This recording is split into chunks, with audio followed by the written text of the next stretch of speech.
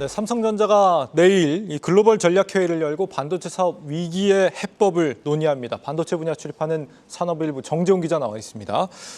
정 기자, 마침 내일이 지금 엔비디아 주총 마이크론 실적 발표하는 중요한 날인데 삼전도 반도체 논의를 한다는 거죠?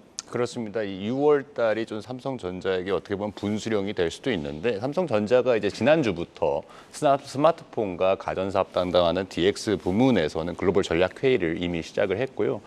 내일부터는 이제 반도체 부문 화선 사업장에서 국내외 임원들을 모아놓고 이제 주요 현안에 대해서 논의를 하는 그런 자리를 갖습니다. 네. 당연히 업계에서는 AI 메모리죠, HBM 등에 대해서 앞으로 공급을 어떻게 할 것인지, 또 기술 개발을 어떻게 할 것인지 이런 것에 대해서 집중적으로 논의가 될 것으로 예상을 하는데요. 삼성전자가 이미 앞서서 상반기, 그러니까 6월까지 HBM3 이 12단 제품에 대해서 양산을 하겠다고 밝혔었기 때문에 이 시기에 어떤 가시적인 성과를 낼 수 있을지 이런 것을 발표할 때도 좀 주목되는 그런 상황이라고 볼 수 있습니다.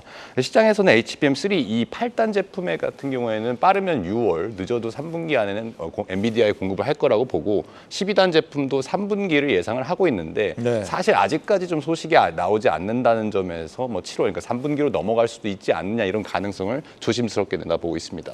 HBM 쪽이 상대적으로 좀 늦어지고 있는데 삼성은 그 이후의 기술에 집중한다. 이건 무슨 얘기예요? 그러니까 지금 HBM에서 사실은 조금 느슨했었잖아요. 그렇기 때문에 SK 하이닉스에게 어떻게 보면 좀 자존심을 접히는 그런 상황을 맞이했는데 네. 지금 오늘 이제 삼성전자가 새롭게 자료를 하나 냈습니다. 이제 컴퓨터 익스프레스 링크라고 해서 CXL이라는 기술에 대해서 화성 사업장 내에 이제 인프라 구축에 성공을 했다. 뭐 이렇게 자료를 하나 냈는데 이 CXL은 뭐 이제 차세대 AI 메모리 반도체 부문에서 HBM과 더불어서 하나의 기술로 좀 평가를 받거든요. 예. 그러니까 넥스트 HBM이라는 건데 뭐 하나의 칩 성능을 이제 AI 연산 가능성을 돕는 HBM이 그런 역할을 하잖아요. 근데 이제 메모리가 다른 이제 서버끼리 엮고 또 CPU와 DRAM끼리 연결하는 시스템을 구축해서 조금 더 확장시킬 수 있고 메모리 용량이나 뭐 범위까지 확장시킬 수 있는 기술이라고 보면 됩니다. 삼성전자가 이 분야에서는 조금 힘을 내고 있는데 최초로 CXL DRAM 개발에 성공을 했고요. 또 발빠르게 여기에 대응을 해서 앞으로 이제 인텔이나 AMD 등이 이 기술을 올해 하반기에 좀 도입을 하겠다고 밝혔는데 여기에서 이제 올해 하반기에 본격적으로 시장이 좀 개화될 거라는 예측이 나오고 있습니다. 네, HBM이 지금 하이닉스에 좀 뒤지고 있는 느낌이라면 파운드리 분야는 또 TSMC의 아성에 지금 밀려나고 있는 그런 상황인데 여기에 대한 대응, 파운드리에 대한 대응도 좀 준비가 되겠죠? 그렇습니다. 그래서 내일 이제 글로벌 전략 회의에서도 사실은 이제 전영현 부회장이 삼성전자의 반도체 수장으로 새롭게 부임한 직후에 취임사를 통해서 뭐 AI 메모리뿐만 아니라 전 반도체 부문에서 지금 취약하다, 위기다 이런 평가를 내렸었잖아요. 네. 삼성전자가 지금 파운드리에서 최초로 3나노 GA 공정을 양산을 한지도 그게 정확하게 2022년 6월 30일이었거든요. 그러니까 벌써 2년이 지났습니다. 2년이 지났는데 대형 빅테크 고객사를 아직까지 가시적으로 유치를 하지 못했기 때문에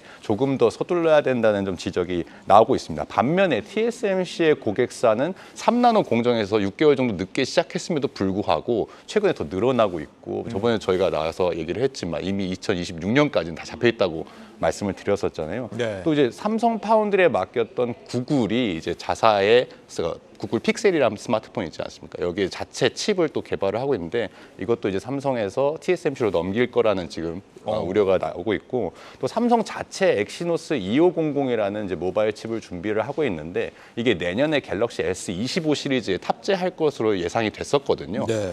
왜냐하면 엑시노스 2400 칩이 올해 나왔을 때 좀 예상보다 성능이 좋아서 기대를 높였는데 최근 여기에 대한 어떤 성능, 그러니까 전력 효율성이 별로 좋지 않다. 수율은 괜찮은데 전력 효율성이 별로 좋지 않아서 AI 성능이 떨어진다 이런 우려도 좀 나오고 있습니다.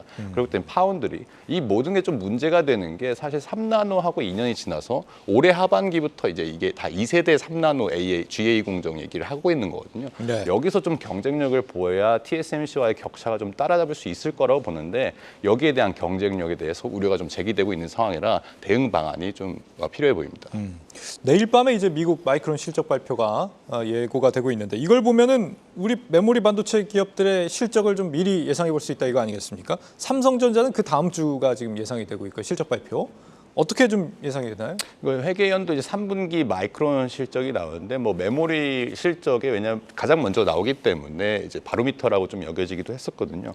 월가에서는 매출 한 67억 달러, 순이익 4억 달러 수준을 예상해서 매출은 직전 분기보다는 좀 오르고 순이익 같은 건 조금 떨어지게 되는데 아무래도 반도체 업황이 지금 레거시 부분에서 AI 메모리뿐만 아니라 작년에 이제 한참 떨어졌다가 올해 다시 살아나고 있는 상황이기 때문에 그런 추세는 계속 될 것으로 좀 보이고요. 네. 또 마이크론이 지금 엔비디아 향으로 HBM3E를 본인들은 공급을 하고 있다고 밝혔는데 엔비디아에서는 뭐 당연히 밝히고 있지는 않습니다만 이제 그것을 단순하게 샘플 실적으로 잡힐 것인지 아니면 정말 공급해서 제대로 된 실적이 나올 것인지도 어느 정도 추세를 볼 수 있다는 점에서 우리 반도체 업계에 미치는 실적 부분도 좀 확인해 볼 수가 있겠습니다.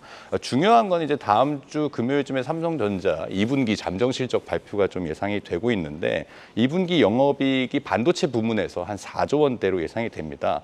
지난 분기 흑자 전환했던 것보다 조금 2조 원가량 늘어나게 되지만 조금 사실 SK 하이닉스가 지금 증권사에서는 한 5조 원대까지 2분기 영업이익을 바라보고 있거든요.